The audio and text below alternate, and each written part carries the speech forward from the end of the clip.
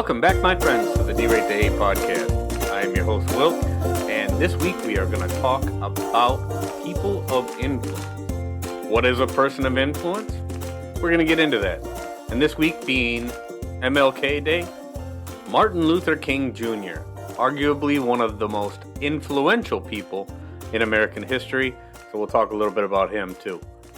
But first, here at the D-Rate the Hate podcast, we are all about bettering the world one attitude at a time. That is our mission statement. That's what we are here to do. So we did not create the hate, but with your help, we can derate the hate. It's up to us as individuals. It's all about individual responsibility, individual accountability. So what have you done today to make your life a better life? What have you done today to make the world a better place? We can all do something each day to make this world a better place. We can all do something each day to derate the hate, drive out the hate. So that leads to one of my favorite quotes by Dr. King. Darkness cannot drive out darkness, only light can do that. And hate cannot drive out hate, only love can do that. Dr. King had so many great things to say, and that one just hits home for me, because it's what we try to do here. We cannot drive out hate with more hate. We cannot drive out the darkness by perpetuating that cycle of hatred for others that disagree with us or don't like us for whatever reason. The only thing that we can do is try to love them and try to be a better person than the person that hurt us.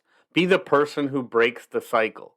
And I'll get back to that in just a little bit, but the real thing I wanted to talk about this week, being a person of influence. Being that influential person that makes a difference in somebody's life. We often hear stories about people of influence or a person of influence, and generally they're talking about some sports star or celebrity of, maybe Hollywood fame or, even worse, a politician. But if you really think about it, almost everybody in some way becomes a person of influence. Especially parents. I mean, aren't we all, as parents, a person of influence? We influence the behavior of our children. Do we act badly as adults and provide a bad example for our children? Does that affect how they grow up, how they turn into the human beings that we're shaping them into being? I would think so, right? So how we act as a parent makes us a person of influence. We're influencing the shaping of that child. Even an absent parent. An absent parent is a person of influence because if you're an absent parent, if you're a parent who abandons your child, you think that has an influence over the life of your child? I would think so, right? I mean, how many conversations have I had on the D-Rate the Hate podcast here with guests who talk about the detriment that it does to a child by having no father in the home, by having parents who don't treat their children the right way. So yeah, absolutely. Being an absent parent, being an abandoning parent, is hugely influential on the life of a child, and it's definitely going to have long-lasting results on who that child is. Also, being a negative person, whether it be in the work environment, the home environment, just in general, being a negative person makes you a person of influence. Because the people that you are around, I talked about it in one of the earliest episodes of the D-Rate the Hate podcast, how smiles and bad moods are contagious. If you're constantly in a bad mood, if you're one that just exudes negativity, you're a person of influence. That will rub off on other people, and it's just, it's like body odor. Dennis Prager says it all the time. It's like bad body odor. It's those around you that suffer the most. So if you're one that exudes that negativity, if you're in a bad mood, it doesn't just affect you. It's not just about you. It's about the people that are around you. You are now a person of influence. You are influencing the people around you. Whether you want to be a person of influence or not, you are.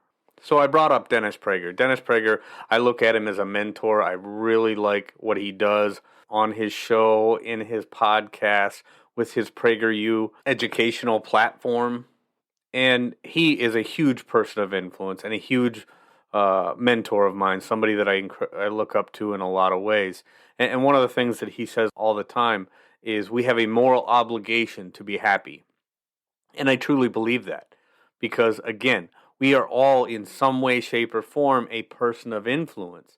So it is our job, it is our moral obligation to be happy or act happy. Even if we aren't happy, by acting happy, fake it until you make it is never more important than when it comes to happiness. So, again, another thing that he says quite often is how you feel is far less important than what you do and how you act. Now, with that being said, all people of influence are not created equal.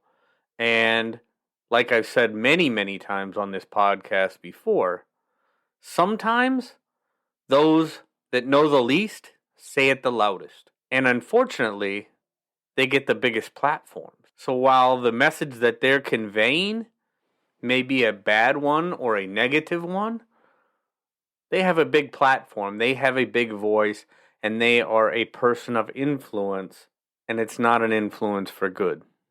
Now, you've all heard me talk about social media being a dumpster fire of hate, lies, and misinformation. And unfortunately, that's true. And it doesn't seem to be getting any better. We're as divided as a country now as any time in my lifetime. Probably we are probably as divided as a country right now as any time since the Civil War. And it doesn't seem to be getting any better. There are so many people out there with big followings, big voices, that are all about spreading negativity. A lot of them are in our own government. Some of them are at the highest levels of our government. And we as individuals must resist that perpetual victim mentality that they're trying to spread. Because being a victim or believing you're a victim has never done anybody any favors. But politicians and those in big tech and big mainstream media know that the best way to keep us divided and to keep us in check as individuals is to keep people believing that they're victims, that they're oppressed, that somebody else is doing better than they are because they've taken away from them their piece of the pie or whatever. So the reality is, being a person of influence can be used for good and it can be used for bad. And oftentimes, if you look at or pay attention to those in the news, those in social media, those in our government, are they really spreading a message of positivity? Are they really trying to pump you up as a citizen of the greatest nation on this planet? Or are they trying to tear you down and make you feel like you're the victim of somebody else's undue influence, undue power? You know, as adults, we have the ability to pick our people of influence. In a lot of ways, we do. We get to choose how or who we listen to. We get to choose what mediums we get our information from. We get to choose the politicians that we vote for the most part.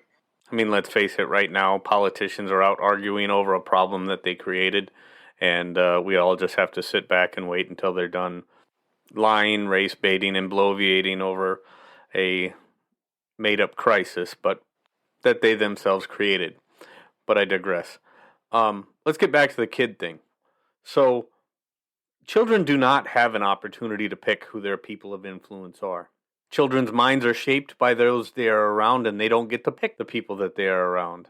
So it is very, very important that we as adults, again, provide, as we are around them, as parents, provide a positive example for them, but also make sure that we provide an environment that they can learn well in.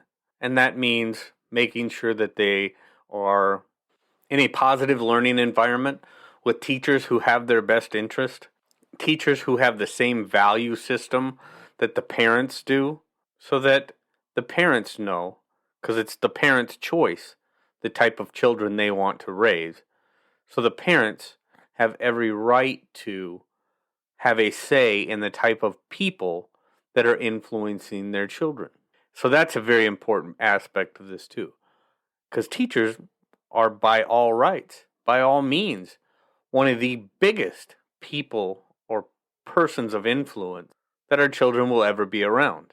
So as we go through this week, let's take inventory of the people in our life, the people of influence in our lives that we choose to spend our time with, that we choose to get our information from, that we choose to allow to influence our children.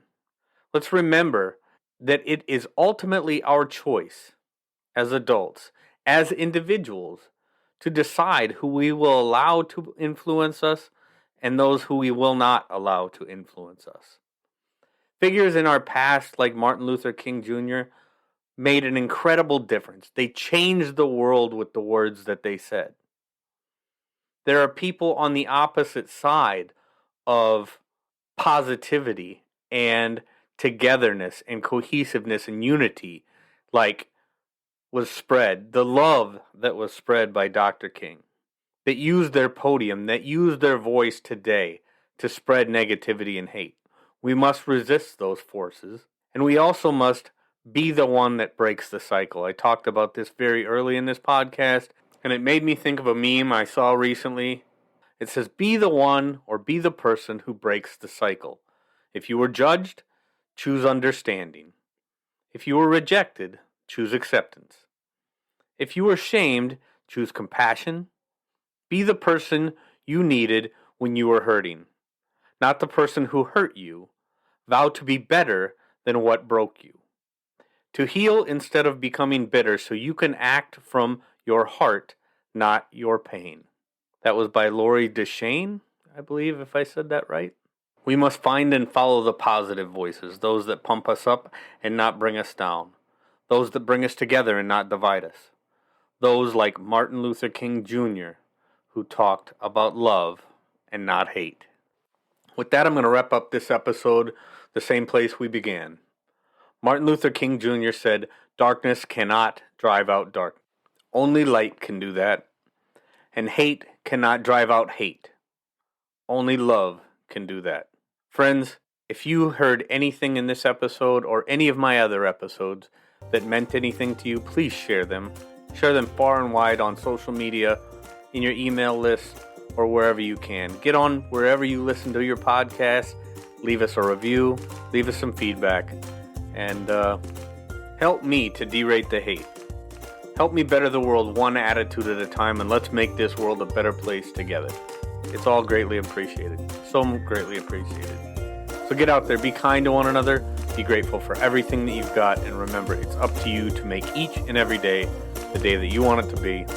I am Wilk from wilksworld.com. Email me if you've got something to share, wilk@wilksworld.com. With that, I'm going to back on out of here, and we will catch you next week. Take care.